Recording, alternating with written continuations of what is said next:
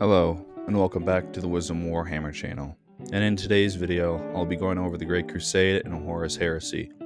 I'll be going over the timelines and the major players and the major battles/campaigns, and like in my previous videos, I do not own the artwork in the video, and all things Warhammer under the ownership of Games Workshop and Black Library.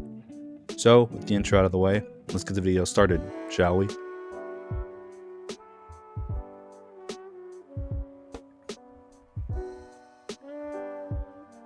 Now, starting at the beginning of the Crusade, it started at the end of the Unification Wars, while the newly created Space Marine legions were cleaning up the remaining Techno-Barbarian kingdoms. The Emperor needed the gene factories of Luna to increase the production of the Space Marines, and when the Selenar were conquered, the legions were being filled quickly.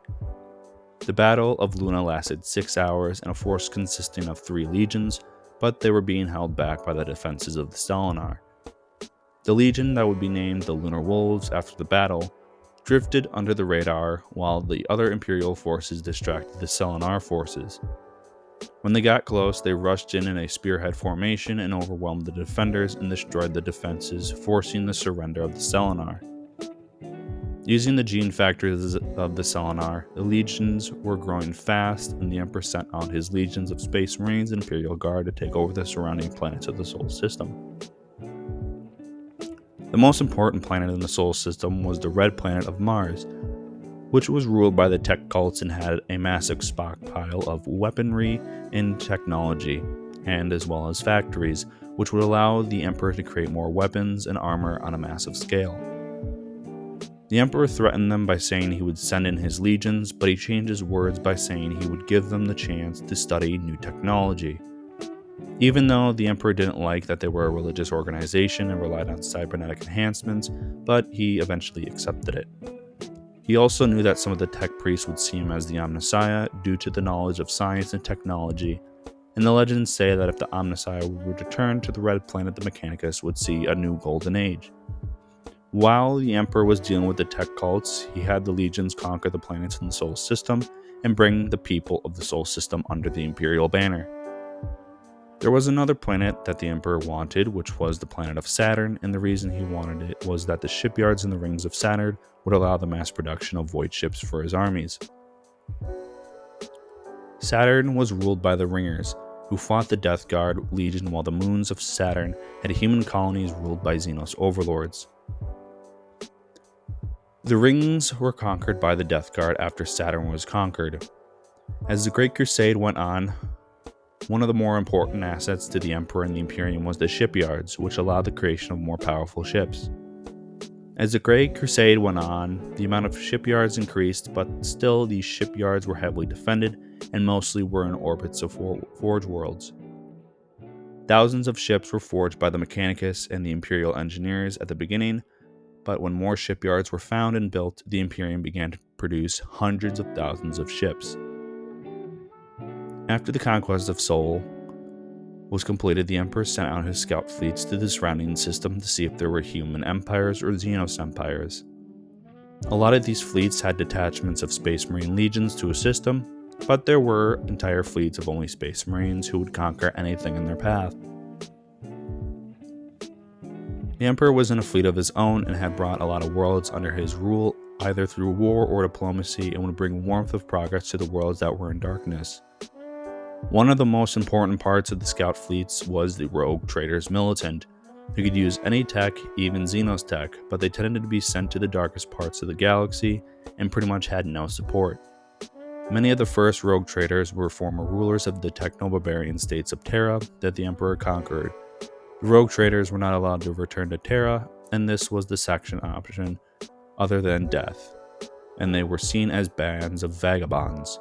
Even though the Great Crusade started off well, the one thing that was missing was the Primarchs, which would allow the Space Marine legions and Imperial military to be more effective in conquests. Eventually, that time came when the first Primarch was found in the desolated mining world of Chthoniya. His name was Horus Lupercal, who was the ruler of the gangs and warlords that he conquered through blood, and the Emperor was proud to see one of his sons. After his sons joined the Great Crusade, he and Horus fought alongside each other for decades and conquered the worlds and star systems in their way. 30 years after Horus was found, another son was found, and his name was Leman Russ, the Wolf King, who ruled over the frozen planet called Fenris. Seeing that Horus had a brother, he was excited and taught his brother all he could, and he was able to build a bond with him. Now, as the Great Crusade went on, the Primarchs were being found more quickly due to the war fleets of the Imperium being spread farther and farther from Terra. The Imperium brought new tech to worlds that devolved to the Stone Age or the Medieval Age. For example, Caliban had some advanced tech, but it was rare, so it was mostly a medieval world. When the Lion was found on this planet, and when the Imperium turned this planet into a world of factories, which angered some of the Night Order members, but most of the people on Caliban liked it because they brought him out of the darkness.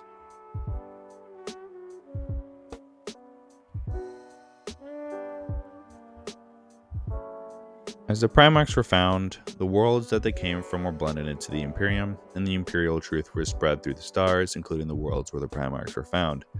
Expeditionary fleets were the ones who found the Primarch worlds, but the Emperor truly brought them into the Imperium.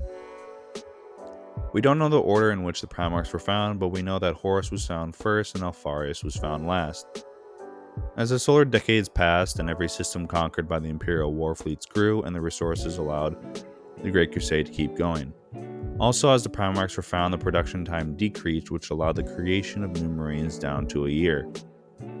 Sadly, this new kind of production would give them unique eccentricities and mental defects, but the need for manpower in the Great Crusade was great. The Great Crusade brought hope to the worlds of humanity that were cast into the darkness and ended wars between people and nations, unifying the lost worlds of humanity under one banner, which was the Imperium, and any tyrants or cruel rulers were eliminated by the forces of the Imperium and or one of the Primarchs and their legions. But there were people who opposed this, and the Emperor and Malcador knew this, but the Sigillite created the assassin temples to be used when a rebellion was brewing while the Emperor and his sons fought in the Crusade. The Emperor also knew that he had limited time to unite humanity for the threat of chaos before they had the chance to attack him. Another problem the Emperor had to deal with was with his sons, because as time went on and the Crusade expanded, which meant the Primarchs and their father grew distant from each other. The Night Haunter and his Night Lords, as well as the Red Angel and his world leaders, committed atrocities when they conquered new worlds. The Thousand Sons were expanding their knowledge of sorcery through the temptation of Zenith the Changer of Ways. The Word Bearers spread the word of the Emperor's divinity, which angered the Emperor, and he censured the Word Bearers at the city of Monarchia on the planet of Kur, which pushed Lorgar and his legion into the hands of the Chaos Gods. Even the Imperial Guard were starting to have loyalty to the Primarchs that they served under, and these regiments would either follow Horus or the Emperor in the future war. At the twilight of the Great Crusade, the Battle of Ulnor, where Horus slaughtered the last major threat to the Imperium, which was an Orc Wa, and after that battle, the Horus was given the title of War Master.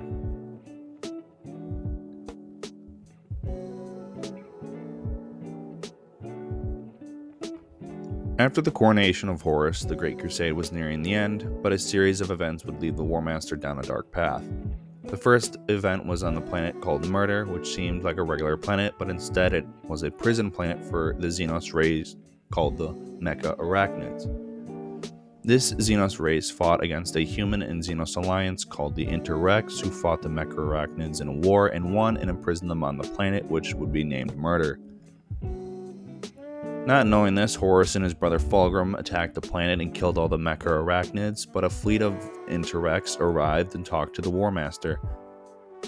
And instead of Horus being the warmonger that he was, he learned from the Inter-Rex and went to one of their worlds to talk.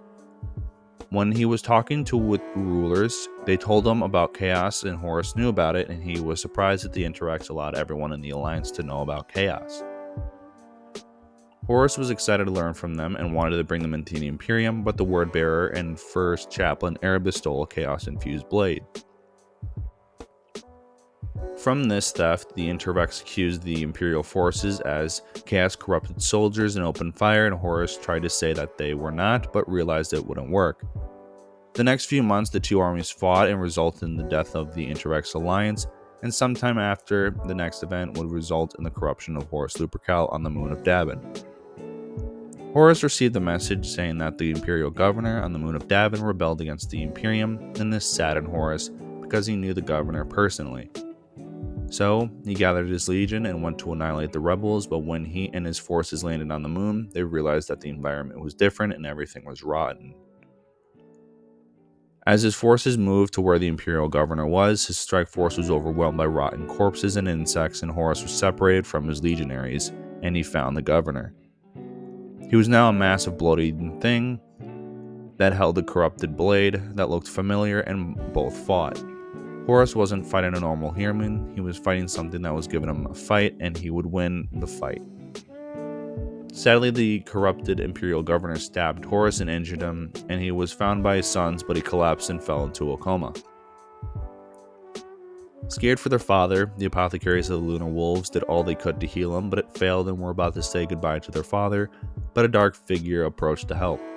It was First Chaplain Erebus, who said that the Serpent Lodge of the planet of Davin could heal the War Master, and without any other option, they accepted the help of Erebus and the Serpent Lodge.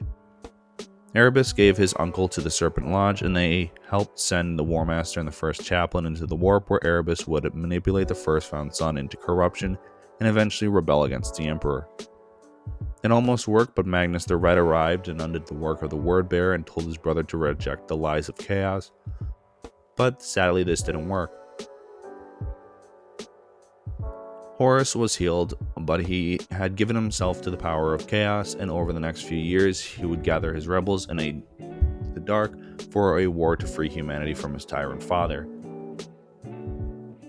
Over a few years, Horus convinced some of his brothers to join his rebellion to overthrow their father, but he kept his true intentions for rebelling to himself. When Magnus used sorcery to attempt to save his brother, he broke the Edict of Nicaea, and this was the first step to damnation for him and his legion. The Crimson King went to warn his father through the use of his psychic power, but this is what Tzeentch wanted, and Magnus broke through the wards of the Imperial Palace, causing a demonic incursion, killing hundreds and starting the war on the Webway. Disappointed in his son, the Emperor sent the entire Space Wolf Legion alongside their Primarch and some custody to bring Magnus in chains to Terra.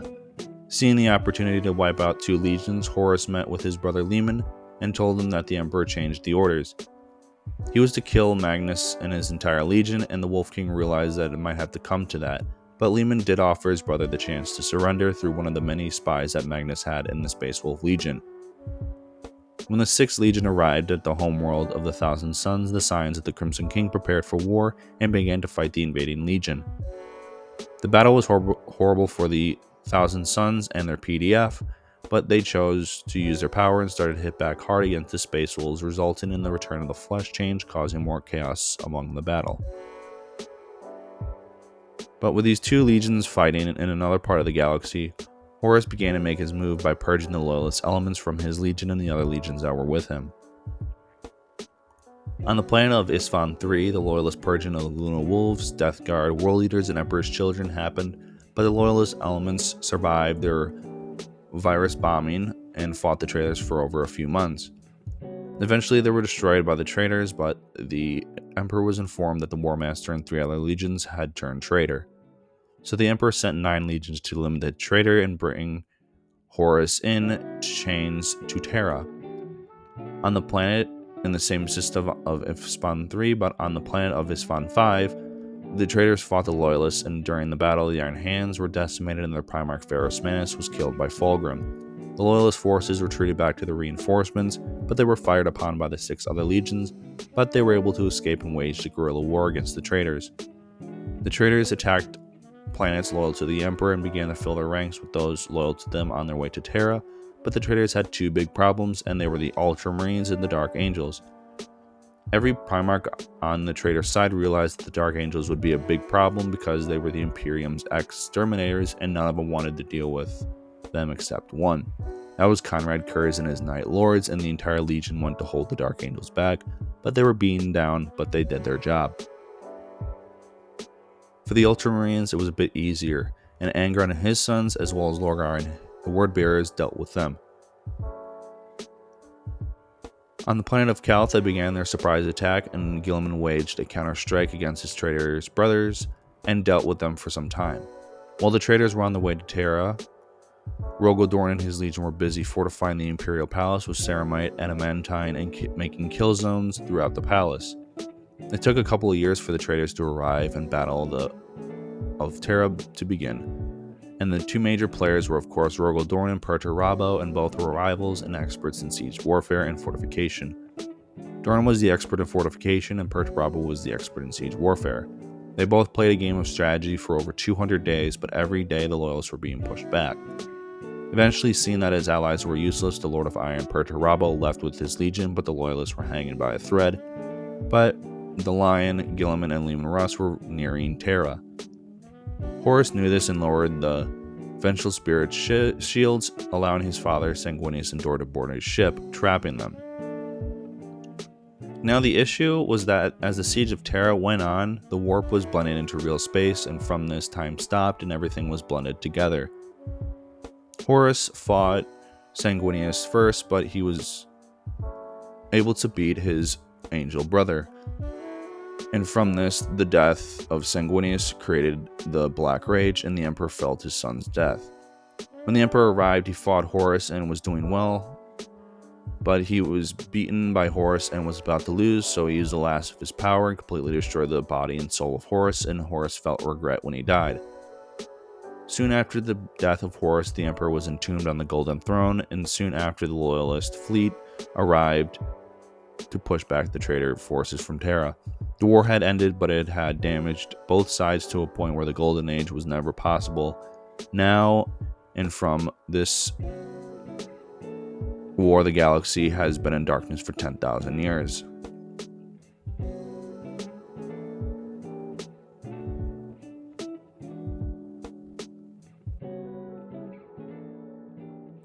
Now we have gotten to the end of the video on the history of the Great Crusade and Horus Heresy.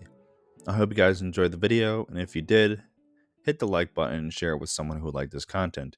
And if you are new and would like to see more, hit the subscribe button and bell notification to be notified for when a new video comes out.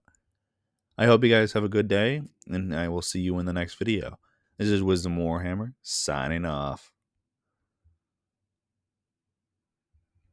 You are clear to detonate.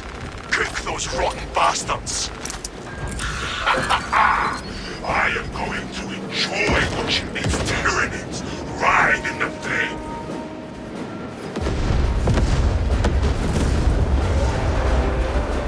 Strayman here, Lord.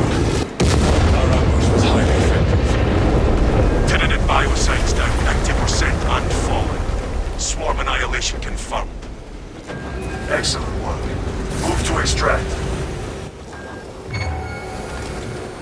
Establish perimeter.